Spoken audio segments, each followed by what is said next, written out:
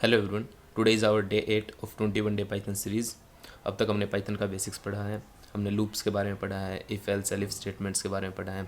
कल हमने पढ़ा था अपना break, continue and pass statement के बारे में, और आज हम पढ़ेंगे अपना फंक्शंस के बारे में। So today we will be starting with functions. Functions basically हमारे होते हैं कि अगर हमें कोई भी कोड बार बार नहीं लिखना, हम उस एक कोड को बहुत बार लिखना चाहते हैं, तो हम उस कोड को फंक्शन के अंदर बना देंगे, फंक्शन डिफाइन कर देंगे और उस फंक्शंस को बार बार यूज़ करेंगे। उस फंक्शन को यूज़ करने से ये फ़ायदा होगा कि जो हमारा कोड था वो कोड हम बार बार ना लिख कर हम उसी कोड को बार बार कॉल कर लेंगे, और हमारा टाइम भी बचेगा एंड हमारी मेहनत भी बचेगी और ज़्यादा वो प्रोडक्टिव वर्क करेगा। So let's start with example 1, simple function. Simple function में हम आपको बताएंगे कि फंक्शंस कैसे बनाते हैं। एग्जांपल 1 में देख सकते हैं सिंपल फंक्शन। हमने एक फंक्शन बनाया है ग्रीट फंक्शन। हम फंक्शन को बनाने से पहले हम उसको करते हैं डिफाइन। सो हम यूज़ करेंगे DEF, हमारा एक सिंटैक्स होता है जिसका मतलब होता है डिफाइन फंक्शन। सो हमने यूज़ किया DEF, देन फंक्शन का नाम देते हैं हमने अपने फंक्शन का नाम दिया ग्रीट फंक्शन, और उसके बाद हम हमेशा ब्रैकेट लगाते हैं एंड देन सेमीकोलन। इससे हमारा कोई भी एक फंक्शन बन जाता है, और ये फंक्शन होता है हमारा जिस नाम से हमने वो बनाया होता है। हमारे केस में हमने सबसे पहला फंक्शन बनाया ग्रीट के नाम से। सो हमने इस फंक्शन के अंदर एक लाइन डाल दी, print hello welcome to Python. मतलब कि अगर हम इसको रन करेंगे तो ये हमें ग्रीट करेगा। और फंक्शन अगर हम सिर्फ इतना छोड़ देते हैं अपने फंक्शन को तो किसी काम का नहीं होता। इस फंक्शन को हमें कॉल भी करना पड़ता है ताकि वो यूज़ कर सके हम। तो उसे कॉल करने के लिए हम फंक्शन के नाम से एंड ब्रैकेट्स को लिखेंगे तो उससे हम कॉल कर सकते हैं। सो जैसे कि मैं अब इस रन कमांड को रन करूँगा तो आप देख सकते हैं इसने मेरे को ग्रीट किया हेलो वेलकम टू पाइथन, क्योंकि हमने डिफाइन फंक्शन के अंदर एक जो हमारा ग्रीट था उसके अंदर हमने स्टेटमेंट डाली थी एंड बाद में हमने उस फंक्शन को कॉल किया। सो हम ये देख सकते हैं कि हमें बार बार फंक्शन को कॉल करना पड़ता है। अगर मैं यही लाइन, अब मैं इसको दोबारा लिखता फिर दोबारा लिखता तो मैं इसको बार बार लिखने की जगह, जैसे कोई भी कोड रन कर रहा है, अब वो बार बार कोड रन करेगा तो बार बार हेलो बोलने की जगह हम चाहते हैं कि वो सिर्फ एक ही बार हेलो बोले। लेकिन हम नहीं चाहते कि हम चाहते हैं कि ये पाइथन जो हमें हेलो बोल रहा है ये हमें बहुत बार बोले, लेकिन हम लिखना सिर्फ एक ही बार चाहते हैं। तो इसलिए हम फंक्शन डिफाइन करेंगे और उसको एक ही बार लिख देंगे, देन उसके बाद हम इस फंक्शन को बार बार कॉल करेंगे। सो ये था हमारा simple function. So now next हम स्टार्ट करते हैं फंक्शन विद पैरामीटर्स। तो मैं ये बता देता हूँ आपको कि पैरामीटर्स क्या होते हैं। पैरामीटर्स बेसिकली हमारे होते हैं कि जो हम ब्रैकेट्स के अंदर डालते हैं फंक्शन को डिफाइन करने के बाद। जैसे कि फर्स्ट केस में हमारे सिंपल फंक्शन में हमारा कोई भी पैरामीटर नहीं था, हमने इसमें कोई भी फंक्शन के अंदर पैरामीटर नहीं दिए थे। एंड नेक्स्ट में हम एग्जांपल सेकंड में देख सकते हैं हमने डिफाइन फंक्शन बनाया ऐड एंड देन ब्रैकेट्स, उसके बाद हमने दो पैरामीटर्स दिए हैं A एंड B। पैरामीटर्स जो होते हैं हमारे वो हम चेंज कर सकते हैं। जैसे बाई चांस आप एक बात देख सकते हैं कि मैंने एक फंक्शन बनाया ऐड करने के लिए, अब मैं सिर्फ 2 नंबर को तो ऐड करूँगा नहीं, तो इसलिए मैं A और B कोई भी वेरिएबल्स ले लेता हूँ। उन वेरिएबल्स के अंदर जो कि पैरामीटर होते हैं उन वेरिएबल्स के अंदर मैं अपनी वैल्यूज़ चेंज कर पाऊँ, इसलिए हम पैरामीटर्स लेते हैं ताकि मैं इनको चेंज कर करके बार बार इस फंक्शन को यूज़ कर सकूँ। जैसे कि आप देख सकते हैं define add A, B, print sum A+B। इसने क्या किया है, फंक्शन बनाया फंक्शन बनाया ऐड से जिसके अंदर पैरामीटर्स हैं A एंड B। फिर उसने प्रिंट फंक्शन यूज़ करके सम एंड सम के बाद उसने A+B करके उसको प्रिंट कर दिया, और हमने कॉल किया इसको 5,3। दैट मीन्स हमारी A की वैल्यू 5 है, B की वैल्यू 3 है। हम जैसे अपना पैरामीटर्स देते हैं वैसे ही वो उसके अंदर स्टोर होते हैं। अगर हमने यहाँ पर 5 दिया है तो 5 वो A के अंदर स्टोर हो गया, देन हमने 3 दिया है तो वो हमारा B के अंदर स्टोर हो गया। अब जैसे कि हम बाई चांस नेक्स्ट टाइम हम दोबारा इसको कॉल करें, लेकिन हम नहीं चाहते कि हम 5 एंड 3 दें, तो हम इसमें कर देंगे ऐड 10,20। हम ये कर देंगे तो नेक्स्ट टाइम ये A में 10 को ऐड कर देगा एंड B में 20 को ऐड कर देगा। सो हमारे पैरामीटर्स का यही होता है मेन काम, कि हम उस चीज़ को बार बार कॉल करें और हम उसकी वैल्यूज़ चेंज कर सकें। अब जैसे हम इसको रन करते हैं, हमने इसको रन किया, फर्स्ट का सम 8 आया, यानी कि जब इसकी वैल्यू थी 5 एंड 3। सेकेंड का सम आया 30 जब इसकी वैल्यू थी 10 एंड 20, क्योंकि हम इसको ऐड कर सकते हैं। So this was all about our parameters, कि हम डिफाइन करें किसी भी पैरामीटर्स को। Subscribe my channel and press the bell icon for more updates and regular videos for coding and Python. Thank you so much. So आप समझ ही गए होंगे कि हमारा पैरामीटर्स किस लिए काम आता है. So next we will be moving with function with return value, कि वो हमें कैसे वैल्यूज़ रिटर्न करते हैं.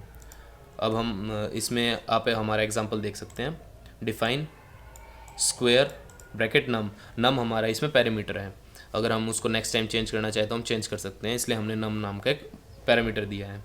सो रिटर्न, ये हमारी वैल्यू को जो रिटर्न करेगा, दैट मीन्स जो हमारी वैल्यू इस लूप के बाद आएगी, ये प्रिंट नहीं करेगा लेकिन उसको सेव करके रखेगा, तो वो होगी हमारी नम इनटू नम.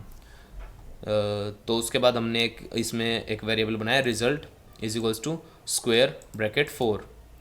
ये स्क्वायर हमारा एक फंक्शन था एंड ब्रैकेट में हमारा 4 था. देन उसके बाद हमने इस पूरे लूप को, ये जो भी पूरा हमने फंक्शन बनाया, इस पूरे फंक्शन को हमने एक वेरिएबल रिजल्ट के अंदर सेव कर लिया, और जो भी ये वैल्यू रिटर्न करेगा वो वैल्यू डायरेक्ट इस रिजल्ट के अंदर सेव हो जाएगी, चाहे वो कोई भी वैल्यू रिटर्न करे. सो प्रिंट स्क्वायर कोमा रिजल्ट, और रिजल्ट ही हमारा वेरिएबल था.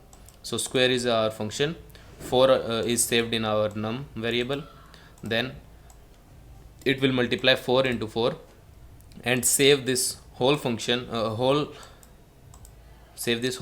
in our result variable. So अगर हम बाई चांस इसकी वैल्यू चेंज करना चाहते हैं num की, तो हम इसमें स्क्वायर में 4 की जगह 5 भी डाल सकते हैं, या हम जो भी हम करना चाहें हम ये उसका स्क्वायर कर सकते हैं. तो ये हमारा फंक्शन है स्क्वायर के लिए. जैसे कि हम आपको रन करके दिखाते हैं. ये आ गया हमारा स्क्वायर 25, 5 का स्क्वायर 25. हम इसमें एक चीज़ और कर सकते हैं, हम इसमें एक लाइन ऐड कर देते हैं. n is equals to int input enter number to find it square, और यहाँ पर हम 5 की जगह डाल देंगे n. फिर वो जो भी n की वैल्यू हम डालेंगे वो डायरेक्ट नम के अंदर चली जाएगी. तो अब हम इस रन कमांड को रन करके देखते हैं. हमने देखा ये सबसे पहले पूछ रहा है कि enter a value to find it square. अब मैं इसमें स्क्वायर निकालता हूँ 12 का, तो अब ये 12 मेरा n के अंदर सेव हो जाएगा. देन वो n हमारा नम के अंदर सेव हो जाएगा, एंड वो नम का स्क्वायर निकाल के पूरे हमारे फंक्शन को रिजल्ट के अंदर सेव करके रिजल्ट शो कर देगा. सो ये हमारा रिजल्ट आ गया, square is 144. And this was about our third example. Next example हमारा है for function checking for even and odd. हम ये चेक करेंगे कि हमारा फंक्शन हमारा जो भी नंबर गिवन है वो इवन है या ऑड है. तो वो चेक करने के लिए हम सबसे पहले एक फंक्शन बनाएंगे चेक इवन नंबर, इवन और ऑड. ये हमारा फंक्शन का नाम हो गया. इसके बाद हम एक पैरामीटर देंगे n. n हमारा पैरामीटर है. देन हम एक लूप ये लगाएंगे, कंडीशन लगाएंगे if n modulus 2 double is equals to 0. That means अगर n को अगर हम 2 से डिवाइड करते हैं और उसका रिमाइंडर 0 आ जाता है, then it is even number. Else print odd number. That means अगर वो इस स्टेटमेंट को सेटिस्फाई नहीं करता तो वो एल्स स्टेटमेंट में चला जाएगा और वो प्रिंट कर देगा ऑड नंबर. देन हमने लूप का कॉल किया चेक इवन ऑड, एंड हमने n की जगह डाला 7. तो हम इस लूप को रन करके देखते हैं. इस फंक्शन को रन करने के बाद हमारी जो वैल्यू आई है वो है ऑड. दैट मीन्स 7 हमारा ऑड नंबर है. तो अब हम इसका एक काम और कर सकते हैं. हम इसमें लिख देते हैं n, एंड हम यहाँ पर डाल देते हैं n is equals to int input enter number to check even and odd. अगर आप एक गलती कर सकते हैं इसमें, बिगनर्स जो होते हैं वो इसमें मिस्टेक करते हैं, इस स्टेटमेंट को इस लूप के नीचे लिख देते हैं. इससे मिस्टेक ये होती है कि पहले तो ये इस चीज़ को रन कर देता है, इस फंक्शन को रन कर देगा. रन करने के बाद उसके बाद ये इनपुट लेगा, लेकिन जब तक हम इनपुट ही नहीं देंगे तब तक ये रन कैसे कर पाएगा. इसलिए हमेशा याद रखना इनपुट स्टेटमेंट को हमेशा ऊपर लेनी चाहिए.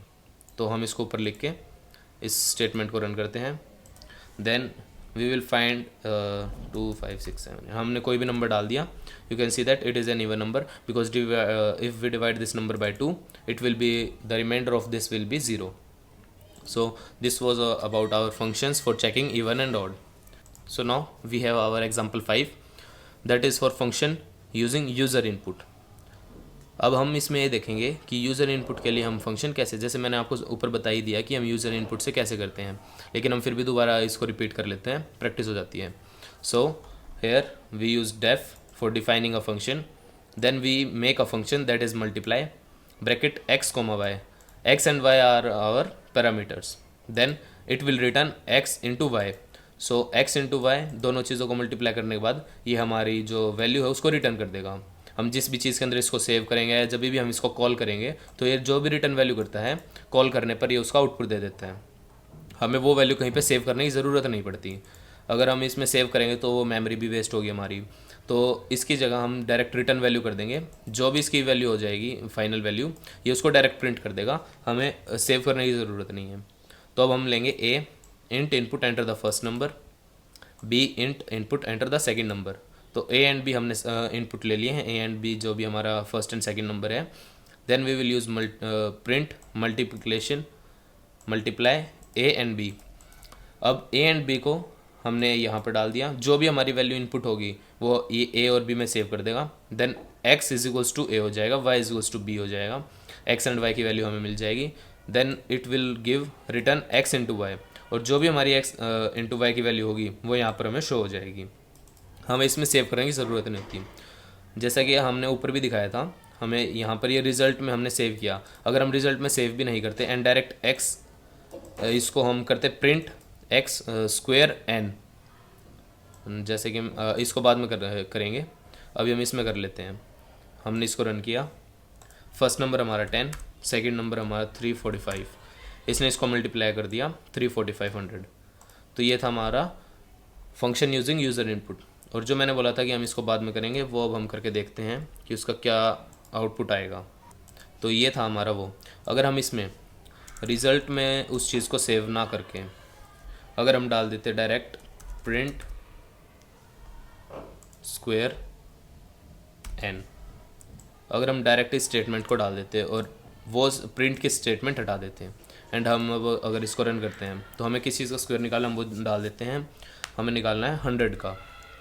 तो इसने हमें 100 का स्क्वायर दे दिया जो होता है 10,000।